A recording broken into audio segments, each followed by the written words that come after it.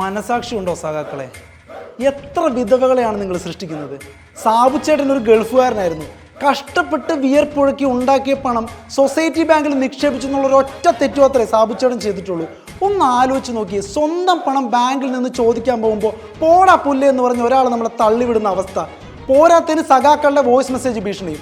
സബാഷ്, ആ പാവത്തിൻ്റെ ജീവനെടുക്കാൻ ഇത്രയൊക്കെ മതിയായിരുന്നു.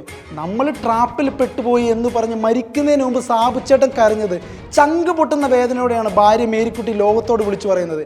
അപ്പൻ്റെ മൃതദേഹത്തിന് മുമ്പിൽ തല താഴ്ത്തിയിരിക്കുന്ന ആ 2 പൊന്നുമക്കളുടെ അവസ്ഥ ആലോചിക്കാൻ കൂടി പറ്റുന്നില്ല.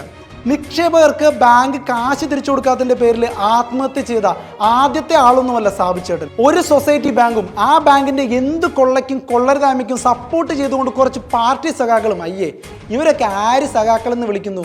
ഗുണ്ടകൾ, പാർട്ടി ഗുണ്ടകൾ.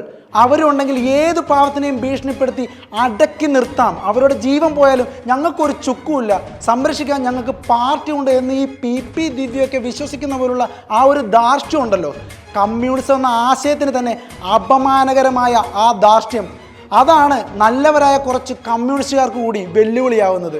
കമ്മ്യൂണിസം എന്ന ആദർശം ഉൾക്കൊണ്ട ഒരു യഥാർത്ഥ കമ്മ്യൂണിസ്റ്റിന് പോലും തല താഴ്ത്തിയല്ലാതെ ഇത്തരം സംഭവങ്ങളെ നോക്കിക്കാണാൻ സാധിക്കില്ല. ലാൽ സലാം സഖാക്കളെ, ലാൽ സലാം.